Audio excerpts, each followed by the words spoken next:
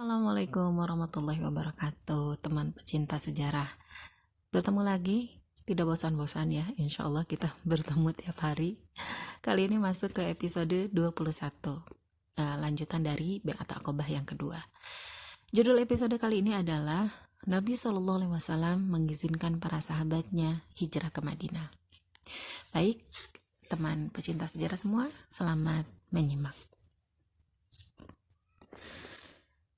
Ibnu Sa'ad di dalam kitabnya At-Tabaqat menyebutkan riwayat dari Aisyah radhiyallahu anha.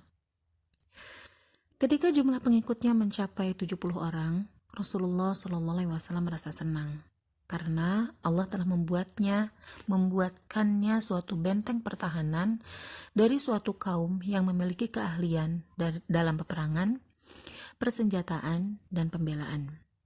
Tetapi permusuhan dan penyiksaan kaum musyrik terhadap kaum muslim pun semakin gencar dan berat. Mereka menerima cacian dan penyiksaan yang sebelumnya tidak pernah mereka alami. Sehingga para sahabat mengadu kepada Rasulullah SAW dan meminta izin untuk berhijrah. Pengaduan dan permintaan izin ini dijawab oleh Rasulullah SAW. Sesungguhnya aku pun telah diberitahu bahwa tempat kalian adalah Yathrib. Barang siapa yang ingin keluar, maka hendaklah keluar ke Yathrib. Maka para sahabat pun bersiap-siap, mengemas semua keperluan perjalanan. Kemudian berangkat ke Madinah secara sembunyi-sembunyi. Sahabat yang pertama kali sampai di Madinah ialah Abu Salamah bin Abul Asad. Kemudian Amir bin Rab'ah bersama istrinya, Laila binti Abi Hasyamah. Dialah wanita yang pertama kali datang ke Madinah dengan menggunakan kendaraan sekeduk. Setelah itu, para sahabat Rasulullah SAW datang secara bergerombang. Mereka turun di rumah-rumah kaum Ansor mendapatkan tempat dan perlindungan. Catatan kakinya ini ada dalam Tabaqatu Ibnu Sa'ad 1/210-211 dan Tarikhut Tabari 1/367. Tidak seorang pun dari sahabat Rasulullah SAW yang berani berhijrah secara terang-terangan, kecuali Umar bin Khattab radhiyallahu anhu. Ali bin Abi Thalib radhiyallahu anhu meriwayatkan bahwa ketika Umar radhiyallahu anhu hendak berhijrah, ia membawa pedang, busur, panah, dan tongkat di tangannya menuju Ka'bah. Kemudian sambil disaksikan oleh tokoh-tokoh Quraisy, Umar radhiyallahu anhu melakukan tawaf 7 kali dengan tenang. Setelah tawaf 7 kali, ia datang ke makom mengerjakan sholat. Kemudian berdiri seraya berkata, "Semoga celakalah wajah-wajah ini. Wajah-wajah inilah yang akan dikalahkan Allah. Barang siapa ingin ibunya kehilangan anaknya, atau istrinya menjadi janda, atau anaknya menjadi yatim piatu, hendaklah ia menghadangku di balik lembah ini." Selanjutnya Ali radhiyallahu anhu mengatakan, tidak seorang pun berhasil mengikuti Umar kecuali beberapa kaum lemah yang telah diberitahu oleh Umar. Kemudian Umar berjalan dengan aman. Demikianlah secara berangsur-angsur kaum muslim melakukan hijrah ke Madinah, sehingga tidak ada yang tertinggal di Mekah kecuali Rasulullah SAW, Abu Bakar radhiyallahu anhu, Ali radhiyallahu anhu, orang-orang yang ditahan, orang-orang yang sakit, dan orang-orang yang tidak mampu keluar. Beberapa ibrah. Cobaan berat yang dihadapi para sahabat Rasulullah SAW semasa di Mekah adalah berupa gangguan, penyiksaan, cacian, dan penghinaan dari kaum musyrik. Setelah Rasulullah SAW mengizinkan mereka berhijrah, cobaan berat itu kini berupa meninggalkan tanah air, harta kekayaan, rumah, dan keluarga. Para sahabat dengan setia dan ikhlas kepada Allah menghadapi kedua bentuk cobaan tersebut. Semua penderitaan dan kesulitan mereka hadapi dengan penuh kesabaran dan ketabahan. Hingga ketika Rasulullah SAW memerintahkan mereka berhijrah ke Madinah, tanpa merasa berat, mereka berangkat meninggalkan tanah air, kekayaan, dan rumah mereka. Mereka tidak bisa membawa harta benda dan kekayaan, karena harus berangkat secara sembunyi-sembunyi. Semua itu mereka tinggalkan di Mekkah untuk menyelamatkan agamanya dan mendapatkan ganti ukhuwah yang menantikan mereka di Madinah. Ini adalah gambaran yang besar tentang pribadi muslim yang mengikhlaskan agama kepada Allah, tidak mempedulikan tanah air, harta kekayaan, dan kerabat demi menyelamatkan agama dan akidahnya. Itulah yang telah dilakukan oleh para sahabat Rasulullah SAW di Makkah. Bagaimana halnya para penduduk Madinah yang telah memberikan perlindungan dan pertolongan kepada mereka? Sesungguhnya mereka telah menunjukkan keteladanan yang baik tentang ukhuwah Islamiyah dan cinta karena Allah. Tentu Anda tahu bahwa Allah telah menjadikan persaudaraan akidah lebih kuat ketimbang persaudaraan nasab.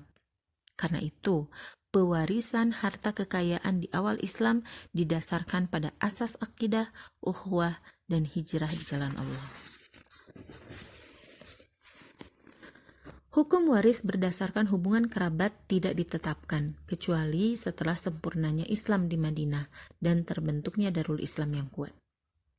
Firman Allah yang artinya, sesungguhnya orang-orang yang beriman dan berhijrah serta berjihad dengan harta dan jiwanya pada jalan Allah dan orang-orang yang memberikan tempat kedamaian dan pertolongan kepada orang-orang muhajirin, mereka itu satu sama lain lindung melindungi. Dan terhadap orang-orang yang beriman tetapi belum berhijrah, maka tidak ada kewajiban sedikit pun atas nama melindungi mereka sebelum mereka berhijrah. Quran Surat Al-Anfal ayat 72.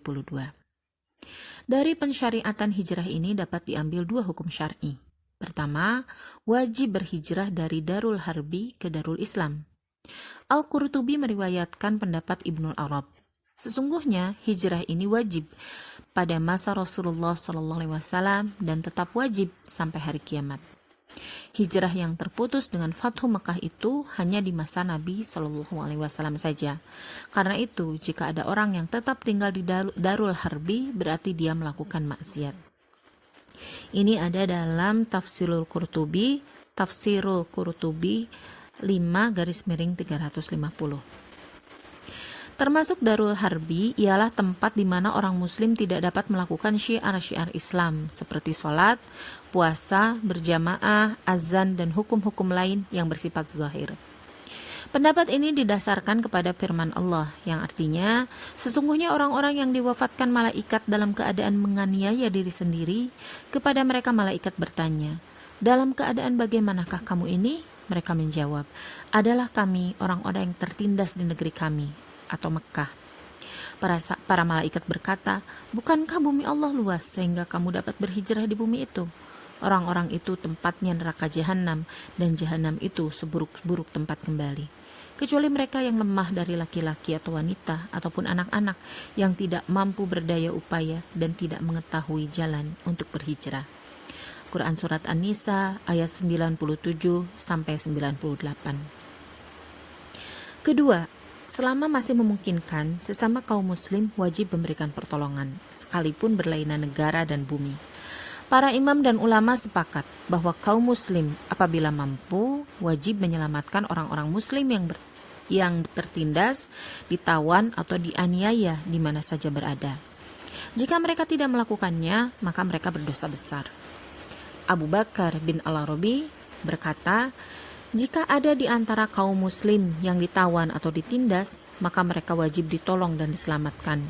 Jika jumlah kita memadai untuk membebaskan mereka, maka kita wajib keluar atau mengerahkan seluruh harta kekayaan kita, bila perlu sampai habis, untuk membebaskan mereka. Ini ada dalam kitab Ahkamul Quran Ibnul Arabi 2/876.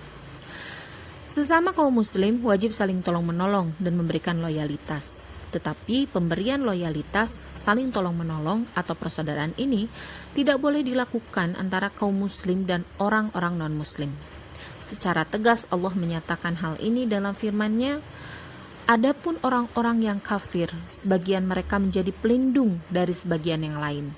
Jika kamu, hai para muslimin, tidak melaksanakan apa yang telah diperintahkan Allah itu, niscaya akan terjadi kekacauan di muka bumi dan kerusakan yang besar. Ibnul Arabi berkata, Allah memutuskan walayah atau perwalian antara orang-orang kafir dan orang-orang mukmin. Kemudian menjadikan orang-orang mukmin sebagian mereka menjadi pelindung bagi sebagian yang lain, dan orang-orang kafir sebagian mereka menjadi pelindung bagi sebagian yang lain. Mereka saling tolong-menolong dan saling menentukan sikap berdasarkan agama dan akidah mereka masing-masing.